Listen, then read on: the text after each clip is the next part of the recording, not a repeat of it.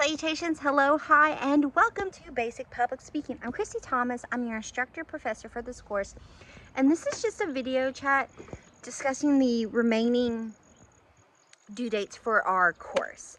You will have 4 speeches and a round 2 questionnaire due, and we're currently in the celebratory speaking world of the lesson modules, and the citations, NC citations, MLA citations module has also been open because those are some requirements for the remaining main speeches, not storytelling, main. I'm also going to kind of give a gist of what's being asked requirement wise out of these remaining speeches. And as always, every speech has its own module. Those modules have Word documents and video chats.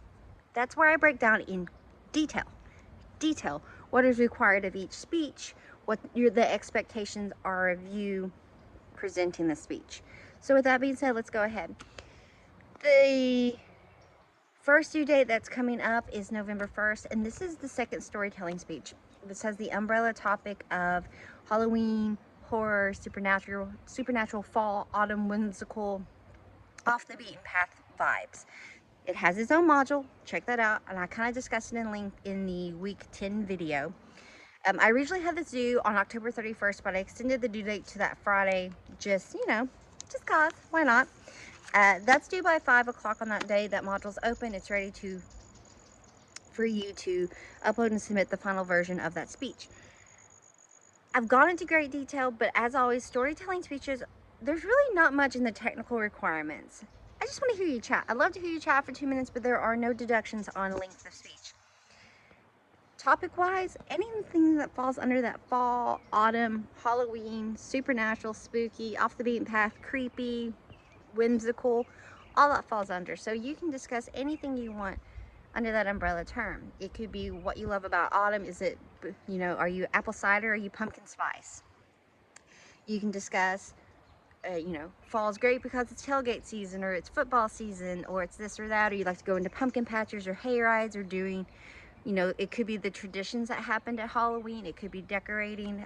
You could discuss costumes. You can discuss past Halloweens, future, traditions, or you can discuss the history of certain ways that we celebrate or how we came to be, or just the holiday itself, or something with the season itself, the fall equinox, anything like that.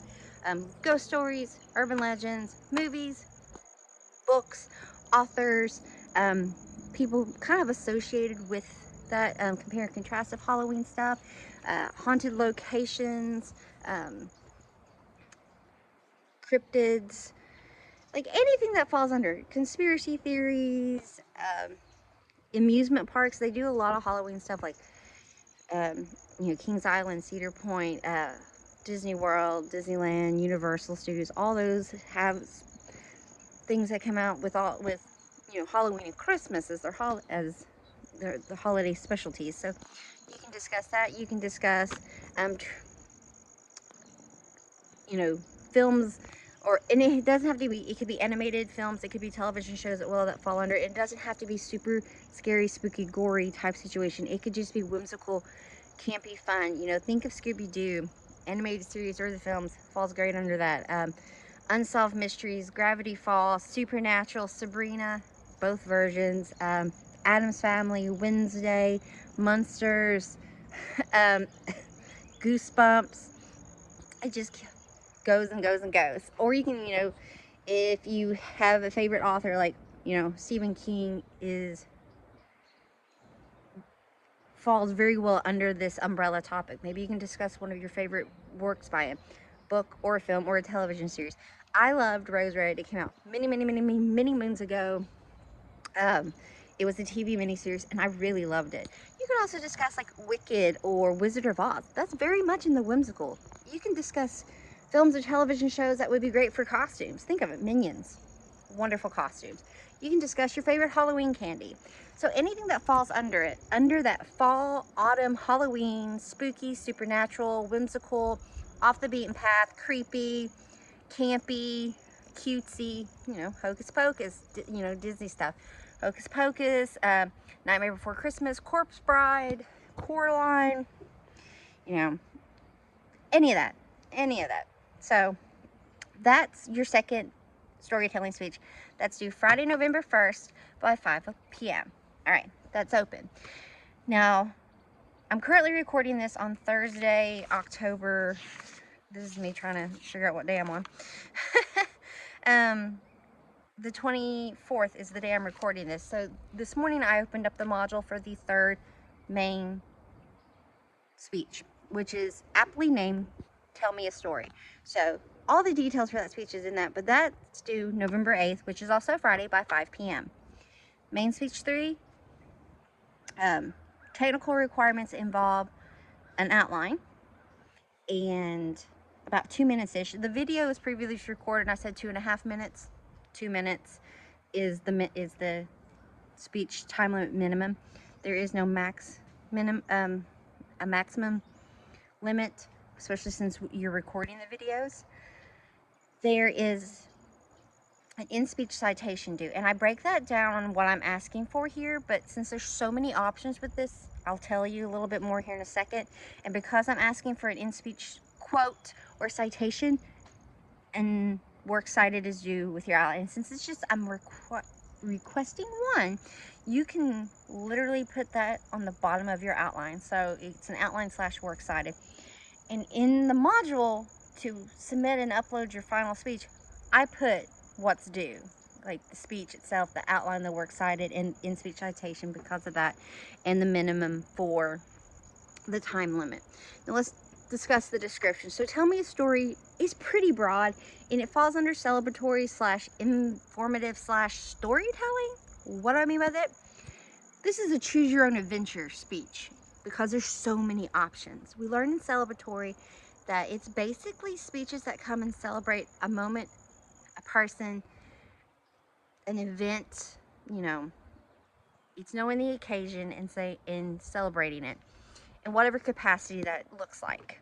With that being said, option 1 is to read a story, hence Tell Me a Story. By this, I mean choose a book that you would read to like preschoolers, kindergarten, first, second. You don't want to get started too high up because then you're reading more chapters. So I'm thinking like along the lines of, you know, Llama Llama books, or Dr. Seuss books, or Grumpy Monkey books, or nursery rhyme books, things like that. Cutesy for your younger readers, younger audience, if you would. So when I say tell me a story, it's not just picking up the book and reading it.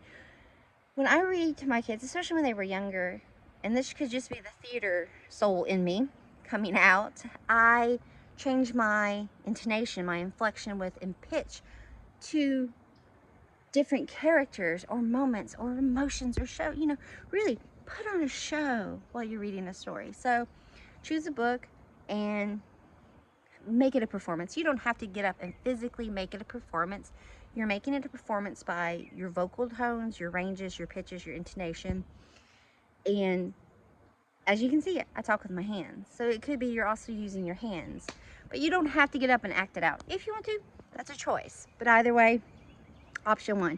So the citation for that would be the book itself.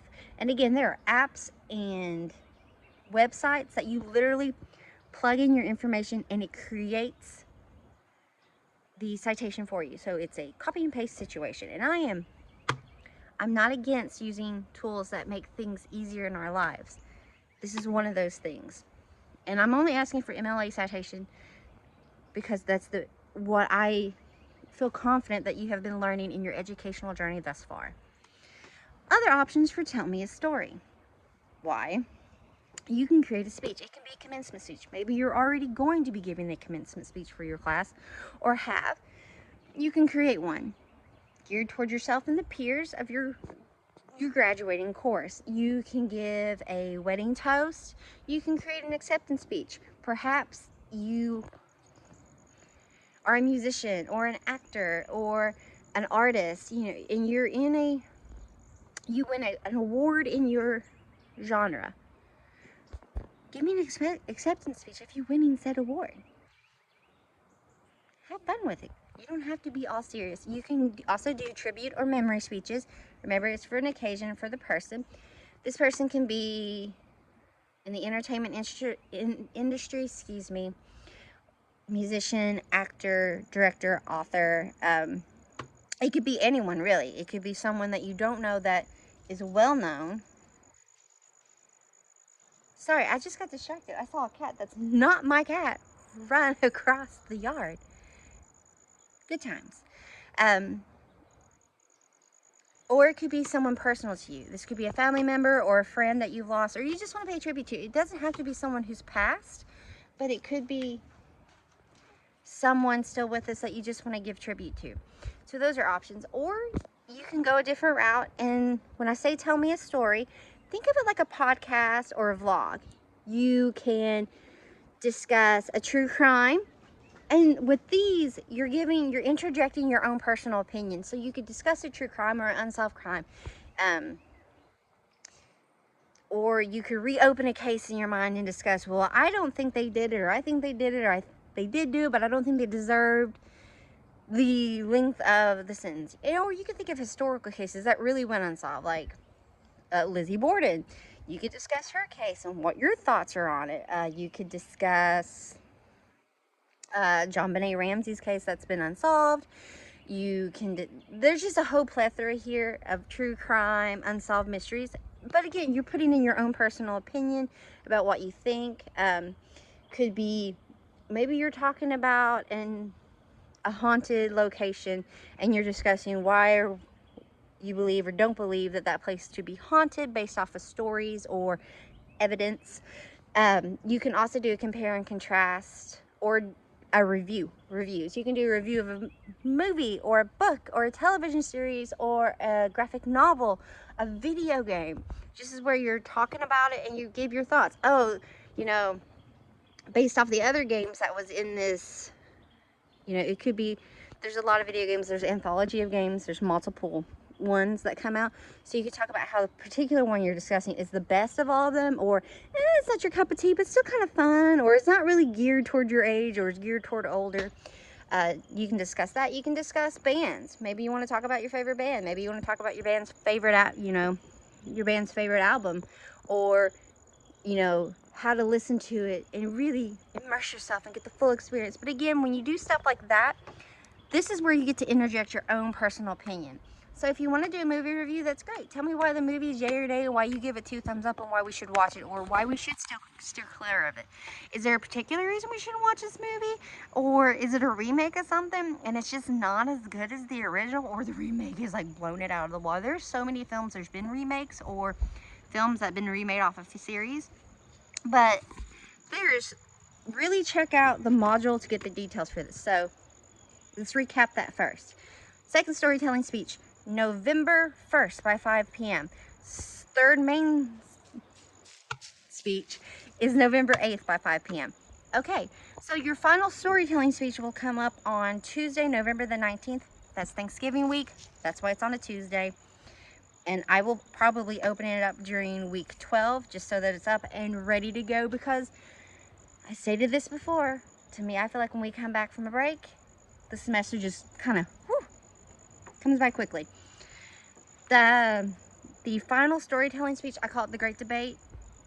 And when I say that, it's because I want you to state your case on, it's the holiday season. There are get-togethers, whether it be with family, friends, organizations, or all of the above. Usually there is a large meal included, or large meals included around the holiday season. You are to state your case on what I don't want to hear about the main dish, nay. I want you to state your case on the best side dish and dessert. Could it be because Aunt Susie's the one who makes it, or is it because you only get it at holiday season, or is it because it's just not a meal unless you have it? Like, your favorite side and your favorite dessert that can be at a holiday meal. So, be thinking about that. That's coming up November 17th, Tuesday. I think said by 3 or 5. Whatevs.